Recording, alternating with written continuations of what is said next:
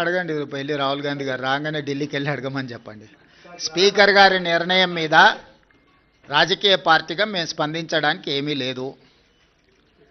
Speaker గారి నిర్ణయాన్ని వాళ్ళకు నచ్చకపోతే న్యాయస్థానాలు ఉన్నాయి.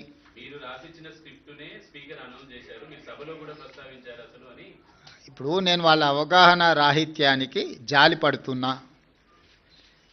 పదే పదే హరీష్ రావు గారు శాసనసభలోనే మేము 37 మంది శాసనసభ్యులు ఉన్నాం, మాకింత సమయం ఇవ్వాలని మాట్లాడింది మీరు కళ్ళతో చూసిరు, మీరు చెవులతో విన్నారు, అవునా? ప్రతిసారి శాసనసభ ముగింపు సమావేశాలలో స్పీకర్ గారు ఒక బులెటిన్ ఇష్యూ చేస్తారు. ఏ పార్టీకి ఎంతమంది శాసనసభ్యులు ఉన్నారు, వారు ఎంతెంత సమయం మాట్లాడినరని ప్రతిసారి బులెటిన్ ఇష్యూ చేస్తారు స్పీకర్ గారు. ఇప్పటివరకు జరిగిన అన్ని శాసనసభ సమావేశాల ముగింపులో స్పీకర్ గారు స్పష్టంగా ప్రకటించారు. ఏ ఒక్క రోజు కూడా స్పీకర్ గారి నిర్ణయాన్ని వాళ్ళు ప్రశ్నించలేదు. రెండవది, మొన్న జరిగిన శాసనసభ సమావేశాల్లో హరీష్ గారు స్పష్టంగా చెప్పారు, మా నెంబర్ 36, 37 ఉంది, మా సమయం ఇంత రావాల్సిందే, మాకంత సమయం ఇవ్వమని అడిగినారు.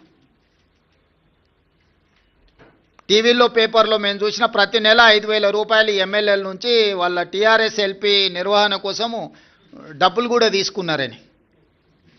లావాదేవీలు బాగానే ఉన్నాయి, వ్యవహారం బాగానే ఉంది, వాళ్ళ పేరు మీద మైకు కావాలి, వాళ్ళ పేరు మీద మాటలు కావాలి, వాళ్ళ జీతాలల్లో వాటాలు కావాలి. మీ వాళ్ళనే మీ వాళ్ళు కాదు అని అనుకునే పరిస్థితి ఎందుకు దాపురించింది? ఇంత రాజకీయంగా ఇంత దుర్భరమైన ఇంత నికృష్టమైన పరిస్థితి ఎవరికైనా వస్తుందా? సొంత పార్టీ ఎమ్మెల్యేలనే మా వాళ్ళు కాదు అని. మనం గతంలో చూసినాం పిల్లలు నమ్ముకునేటోళ్ళను, సంతలాల్లో వచ్చి పిల్లలు నమ్ముకున్నారని. కనీసం వాళ్ళు పేదరికం ఉండని నమ్ముకున్నారు అనుకున్నాం. మరి ఇప్పుడు వీళ్ళ విచిత్రం ఏందో, మేము మీ పిల్లలమే, మేము మీ వాళ్ళమే అని వీళ్ళు అంటారు, మీరు మా వాళ్ళు కాదని వాళ్ళు అంటారు. వాళ్ళు అదే చెప్తున్నారు కదా. ఎవరి ఇప్పుడు దాంట్లో ఎవరు మైనర్స్ లేరు, అందరు మేజర్లే కదా, విజ్డమ్ ఉన్నోళ్ళే కదా. ఆ మేజర్స్ విజ్డమ్ ఉన్నోళ్ళే వాళ్ళు ఎవరో చెప్తున్నప్పుడు నీ అభిప్రాయంతో నా అభిప్రాయంతో ఏం పని ఉంది?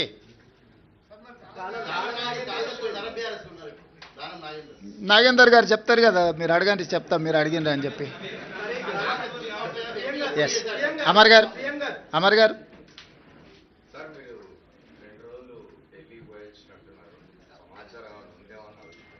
దేని గురించి? సంజయ్ రౌత్ ఒక స్పెసిఫిక్ స్టేట్మెంట్ చేసినాడు. డిసెంబర్ 19 నాడు ప్రైమ్ మినిస్టర్ మారబోతున్నాడు, లేదు. ప్రైమ్ మినిస్టరే దేశంలో లేడు, ఆయనే విదేశాలలో ఉన్నాడు. అసలు 19 లోపల వస్తాడో రాడో కూడా నాకు సమాచారం లేదు. కాబట్టి మార్పు గురించి ఐ డోంట్ నో. అంటే ఆయన స్టేట్మెంటు నా దృష్టిలో లేదు, మార్పు విషయం అసలే లేదు. ఎందుకంటే అది ఎల్పీ తీసుకోవాల్సిన, లెజిస్లేచర్ పార్టీ తీసుకోవాల్సిన నిర్ణయం నా దృష్టిలో లేదు.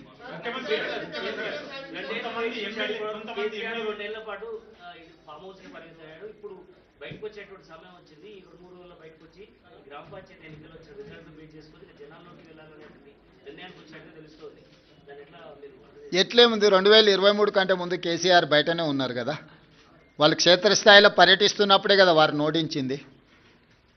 వారు క్రియాశీలక రాజకీయాలలో ఉన్నప్పుడే కేసీఆర్ గారిని ఓడించి కాంగ్రెస్ పార్టీ అధికారంలోకి వచ్చింది. ఇప్పుడు వారు క్రియాశీలక రాజకీయాలలోనే లేరు. గజ్వేల్ అసెంబ్లీలోనే కాంగ్రెస్ పార్టీ మెజారిటీ గ్రామ పంచాయతీలు గెలుచుకున్నది. అంటే గజ్వేల్ నియోజకవర్గ ప్రజలు కూడా కేసీఆర్ గారు క్రియాశీలక రాజకీయాలలో లేరు, రాజకీయాలతో వారికి సంబంధం లేదు. ఒకవేళ ఉన్న గజ్వేల్ శాసనసభ సభ్యుడిగానే వారి వల్ల ప్రయోజనం లేదని ప్రజలు ఈరోజు తీర్పిచ్చిండ్రు.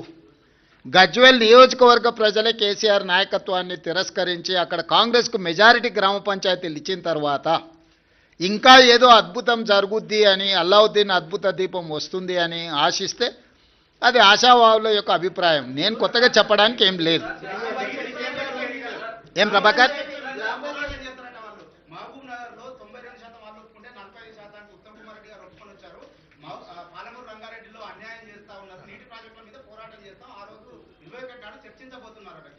నేనేమంటున్నా అంటే కేసీఆర్ గారిని ప్రతిపక్ష నాయకుడిగా లేఖ రాయమని 3 రోజులు కానీ 4 రోజులు కానీ కృష్ణానది జలాలు, గోదావరి జలాలకు సంబంధించి ఎవరు ఏం చేసిండ్రో చర్చ చేద్దాం కూలంకషంగా. పూర్తి వివరాలతో వచ్చి కూర్చుందాం. ఏ విషయమైనా వారు లేవనెత్తని 10 సంవత్సరాలలో వారు చేసిన అన్యాయాన్ని, వారు సంతకాలు పెట్టి 299 టీఎంసీ మాకు చాలు, 512 టీఎంసీ ఆంధ్రప్రదేశ్ను తీసుకోమని కృష్ణానది జలాలలో ఏ విధమైన ఒప్పందాలు చేసిండో, ఒప్పందాలతో పాటు 10 సంవత్సరాలైన పాలమూరు రంగారెడ్డి ఎత్తిపోతలకు కానీ, కల్వకుర్తి ఎత్తిపోతలకు కానీ, సీతారామసాగర్ కానీ దేనికి నికర జలాలు కానీ వరద జలాలు కానీ సాధించలేదు. సమ్మక్క సారలమ్మ కూడా వారు సాధించకపోతే ఉత్తమ్ కుమార్ రెడ్డి గారు మంత్రిగా సాధించిండ్రు. ఈరోజు ఏదైనా పక్క రాష్ట్రం నుంచి మన హక్కులను సాధించినామంటే మేము అధికారంలోకి వచ్చిన తర్వాతనే. వీటన్నిటి మీద వారు లేనప్పుడు పత్రికా సమావేశాలలో మాట్లాడడం నాకు ఇష్టం లేదు. నేను సూటిగా వారితోని చర్చను ఆహ్వానిస్తున్నా.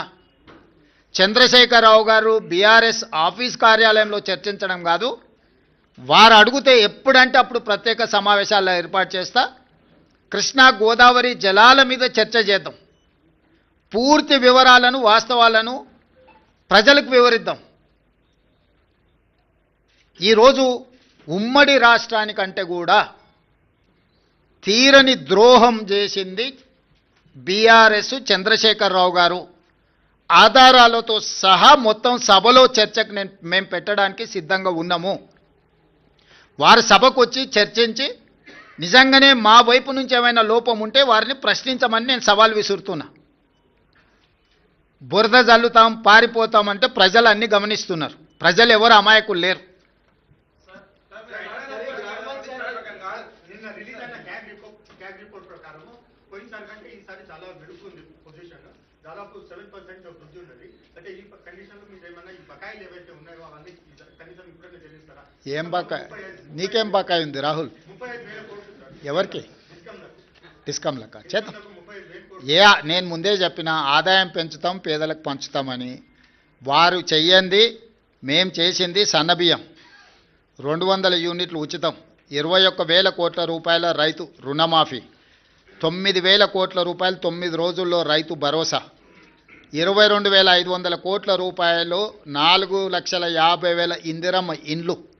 ఇట్లా చంద్రశేఖరరావు గారు చెయ్యని చాలా పనులను ఈరోజు మేము చేసినాము. ఈ ఆదాయాన్ని పెంచుకుంటూనే, దుబారాను తగ్గించుకుంటూనే ఈరోజు ఈ పథకాలన్నిటిని కూడా అమలు చేస్తున్నాము. ఎంత ఆదాయాన్ని పెంచితే అంత పేదలకు ప్రయోజనం చేకూర్చే విధంగా ఖచ్చితంగా మేము వాటిని వినియోగం చేస్తాం. ఒక్క రూపాయి కూడా దుర్వినియోగం జరగకుండా ప్రజలకు ఏ రకంగా మేలు చేయాలనేదే మా నిత్యం తాపత్రయము. ఖచ్చితంగా వాటిని అమలు చేస్తాం. ఇప్పుడు ఎన్నికలకు సంబంధించి మాట్లాడుకుందాం. గ్రామ పంచాయతీ ఎన్నికలు, వాటి ఫలితాల మీద మాట్లాడుకుందాం.